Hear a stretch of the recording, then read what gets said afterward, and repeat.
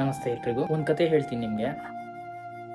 ಆ ಕಥೆಯಿಂದ ಯಾರಿಗೆ ಏನು ಅರ್ಥ ಆಗುತ್ತೆ ಆ್ಯಂಡ್ ಯಾರು ಏನು ತಿಳ್ಕೊಂಡ್ರಿ ಅಂತ ಹೇಳಿ. ಒಂದು ಊರಲ್ಲಿ ಋಷಿ ಮುನಿಗಳು ಇರ್ತಾರೆ ಆ್ಯಂಡ್ ಅವ್ರ ಶಿಷ್ಯ ಇರ್ತಾರೆ. ಅವಾಗ ಒಂದು ದಿನ ಏನಾಗುತ್ತೆ ಅಂತ ಅಂದರೆ, ಶಿಷ್ಯ ಒಂದು ನದಿಲಿ ಹೋಗ್ತಾ ಇರ್ತಾನೆ.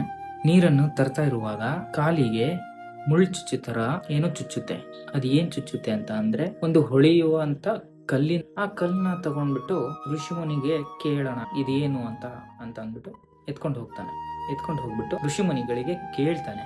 ಋಷಿಮುನಿಗೆ ಕೇಳಿದಾಗ ಅವ್ರು ಹೇಳ್ತಾರೆ, ನಿನ್ನ ಪ್ರಶ್ನೆಗಳಿಗೆ ಉತ್ತರ ಬೇಕು ಅಂತ ಅಂದ್ರೆ ನೀನು ಗ್ರಂಥವನ್ನು ಓದ್ಬೇಕು, ಗ್ರಂಥದಲ್ಲಿ ಇರುತ್ತೆ ಓದ್ಕೋ ಅಂತ ಹೇಳ್ತಾರೆ. ಋಷಿಮುನಿಗಳು ಆ ತರ ಹೇಳಿದಾಗ ಶಿಷ್ಯನಿಗೆ ಅನುಮಾನ ಬರುತ್ತೆ. ಯಾಕೆ ಋಷಿಮುನಿಗಳಿಗೆ ಇಷ್ಟೊಂದಿಲ್ಲ ಗೊತ್ತಲ್ಲ, ಅದು ಕೂಡ ನನಗೆ ಯಾಕೆ ಗ್ರಂಥ ನೋಡು, ಬುಕ್ನ ನೋಡು, ಓದು ಅಂತ ಹೇಳಿದ್ರು ಅಂತ ಅವನು ಗ್ರಂಥಾಲಯಕ್ಕೆ ಹೋಗ್ಬಿಟ್ಟು ಬುಕ್ಸ್ ನ ಓದ್ತಾನೆ. ಅದ್ರ ಬಗ್ಗೆ ಗುಣಲಕ್ಷಣ, ಈ ಕಲ್ಲು ಏನು, ಇದ್ರ ಗುಣಲಕ್ಷಣ ಏನು, ಇದ್ಯಾಕೆ ಇದೇನು ಅಂತ ಅಂದು ಪ್ರತಿಯೊಂದು ತಿಳ್ಕೊಂಡಾದ್ಮೇಲೆ ಒಂದು ದಿನ ಋಷಿಮುನಿಗಳು ಬರ್ತಾರೆ. ಅವಾಗ ಹೇಳ್ತಾರೆ, ಗ್ರಂಥಾಲಯದಲ್ಲಿ ನೋಡ್ದ, ಬುಕ್ ನಲ್ಲಿ ಓದಿದ್ಯಾ, ಗೊತ್ತಾಯ್ತಾ ನಿಮ್ಗೆ ಇದು ಏನು ಅನ್ನೋದು? ಅವಾಗ ಹೇಳ್ತಾರೆ, ಗೊತ್ತಾಯ್ತು ಋಷಿಮುನಿಗಳೇ, ಇದು ವಜ್ರ, ಇದ್ರ ಬೆಲೆ ತುಂಬಾ ಇದೆ ಅಂತ ಹೇಳ್ತಾರೆ. ಇವಾಗ ಗೊತ್ತಾಯ್ತಾ ನಾನು ಯಾಕೆ ನಿನ್ ಬುಕ್ ನ ಓದು ಅಂತ ಹೇಳಿದ್ದು ಯಾಕೆ ಅಂತ ಗೊತ್ತಾಯ್ತಲ್ವಾ? ಗೊತ್ತಾಯ್ತು ಋಷಿಗಳೇ ಅಂತ ಹೇಳ್ತಾರೆ. ಇದ್ರಿಂದ ನಾವು ಅರ್ಥ ಮಾಡ್ಕೋಬೇಕಾಗಿರುವಂತದ್ದು ಏನು, ಯಾವುದೇ ಅನುಮಾನವನ್ನು ಪರಿಹರಿಸಿಕೊಳ್ಳಬೇಕಾದರೆ ಸ್ವಂತವಾದ ಜ್ಞಾನ ಇರಬೇಕು, ಇಲ್ಲದಿದ್ದರೆ ಈ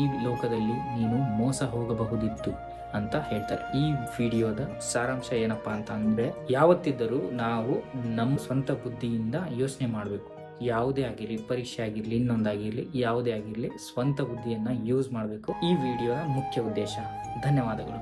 ಈ ವಿಡಿಯೋ ನಿಮಗೆ ಇಷ್ಟ ಆದರೆ ಲೈಕ್ ಮಾಡಿ, ಕಮೆಂಟ್ ಮಾಡಿ, ಫಾಲೋ ಮಾಡಿ.